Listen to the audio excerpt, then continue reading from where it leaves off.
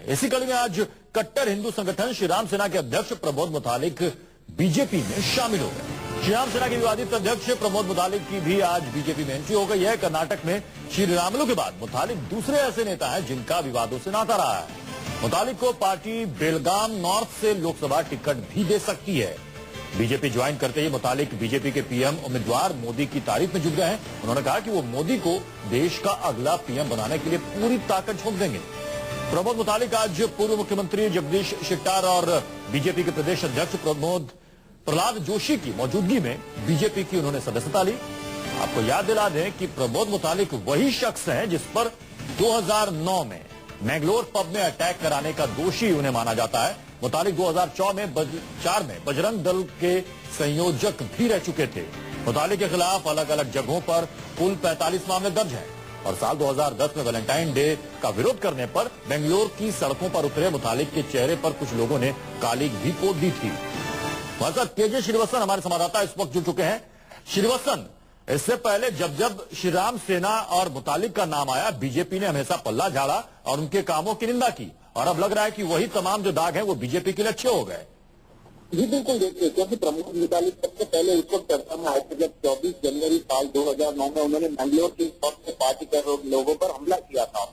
लेकिन उसके बाद आज जो कर्नाटक के पूर्व सीएम थे जगदीश शेट्टार, उनकी अगुवाई में ही वे बीजेपी में शामिल हो गए और बीजेपी के कई आला नेता उस वक्त मौजूद थे। और सबसे बड़ी बात है, बीजेपी उन पर पार्टी में शामिल होने के लिए दबाव डाल दी थी, क्योंकि बीजेपी बहुत अच्छी तरह जानती है कि कोई उन्हें एक ऐसा शख्स चाहिए था जो कि उनके हिंदुत्व के एजेंडे को आगे बढ़ा सके और हिंदुत्व के नाम पर लोगों को बांधे रख सके। तो प्रमोद मुतालिक से बेहतर कोई और नेता उन्हें नहीं लगा और यही कारण कि जब बीजेपी का दबाव प्रमोद मुतालिक पर पड़ने लगा तो वे खुद आज बीजेपी में शामिल हो गए।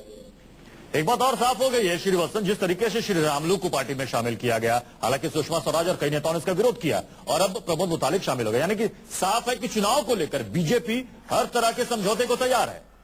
जी बिल्कुल, देखिए, चाहे येदियुरप्पा की बात हो चाहे प्रमोद मुतालिक की, ये सभी एक विवादास्पद नेता हैं, इन पर कई सारे आरोप लगे हैं। आज जहां तक प्रमोद मुतालिक की बात बताऊं तो कर्नाटक में शायद ही ऐसा कोई जिला होगा जहां पर इनके खिलाफ कोई मामला दर्ज नहीं है।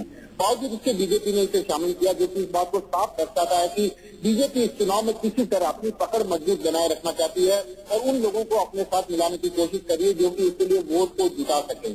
जी श्रीवास्तव, आप हमारे साथ बने रहे, अपने दर्शकों को याद दिला दें प्रमोद मुतालिक जिनकी तस्वीरें दर्शक इस वक्त देख रहे हैं, जो कि बीजेपी में आज शामिल हुए हैं, वो कौन है प्रमोद मुतालिक, जरा वो बता दें। मुतालिक पर 2009 में बेंगलोर पब में अटैक कराने का आरोप है।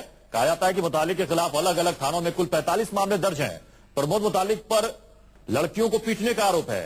बेंगलोर के पब में 2009 में जो अटैक हुआ था उसमें लड़कियों की पिटाई की गई थी, जिसमें प्रमोद मुतालिक मुख्य आरोपी बनाए गए थे। उसके बाद कांग्रेस के कार्यकर्ताओं ने मुतालिक के खिलाफ प्रदर्शन किया था। मुतालिक के चेहरे पर कालिक भी पोती थी। उस वक्त आपको याद होगा कि बीजेपी के नेताओं ने भी इसकी निंदा की थी, श्री राम सेना की और साथ ही प्रमोद मुतालिक की निंदा की थी और कहा था कि ऐसा कोई भी काम जो भी करता है उसकी निंदा की जानी चाहिए। और आज वही श्री राम सेना के अध्यक्ष प्रमोद मुतालिक बीजेपी के लिए बेदागी हो गए हैं। उनको पार्टी में शामिल कर लिया गया और कहा जा रहा है कि उनको बाकायदा टिकट भी देने जा रही है पार्टी। और साथ श्रीवास्तव हमारे साथ लगातार बने हुए। श्रीवास्तव, जिस वक्त मैंगलोर के पब में लड़कियों की पिटाई की गई थी आज से 5 साल पहले 2009 में, उस वक्त आपको याद होगा कि बीजेपी की यही नेताओं ने कहा था कि जिसने भी ये काम किया है ये निंदनीय है। और आज जब पार्टी में शामिल किया जा रहा था प्रमोद मुतालिक को, क्या कुछ कहा बीजेपी के नेताओं ने, क्योंकि पत्रकारों ने जरूर वो सवाल उठाया होगा।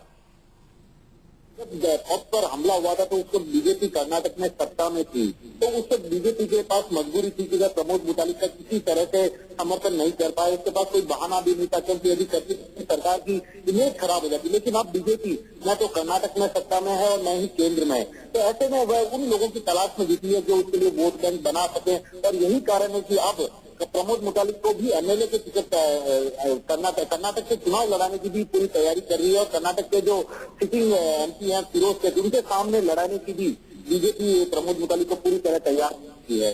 क्या कर्नाटक की इकाई पहले से तैयार थी इसके लिए? कर्नाटक की इकाई की यदि बात करूं तो सबसे बड़ी बात है कि बीजेपी के जो बड़े नेता, चाहे कर्नाटक के हो चाहे कोई और हो, कोई सेंट्रल राष्ट्रीय स्तर के नेता, वे खुद ही प्रमोद मुतालिक पे बार बार यह दबाव बना रहे थे कि अलग थलग, जैसे प्रमोद मुतालिक के जिन्होंने संगठन बनाया था उसका नाम था श्री राम सेना, इसके बाद इन्होंने एक और संगठन बना दिया था, राष्ट्रीय रक्षा सेना, जिसका मुख्य मकसद था इस्लामिक ग्रुप के साथ फाइट करना। तो इस तरह के ये चाहते थे कि अलग अलग होकर न लड़ें और तब मिलजुल कर फाइट करें। और सबसे बड़ी बात है कि बीजेपी को कुछ ऐसे नेताओं की जरूरत है जो कि उनके हिंदुत्व के एजेंडे के साथ आगे बढ़ सके, क्योंकि बीजेपी के कई आला नेता खुद इस इश्यू को नहीं उठा सकते हैं, हिंदुत्व के एजेंडे को। दरअसल लगता नहीं कि जिस तरीके से प्रमोद मुतालिक को बीजेपी में शामिल किया गया है, तमाम विपक्षी दल बीजेपी को और निशाने पर लेंगे।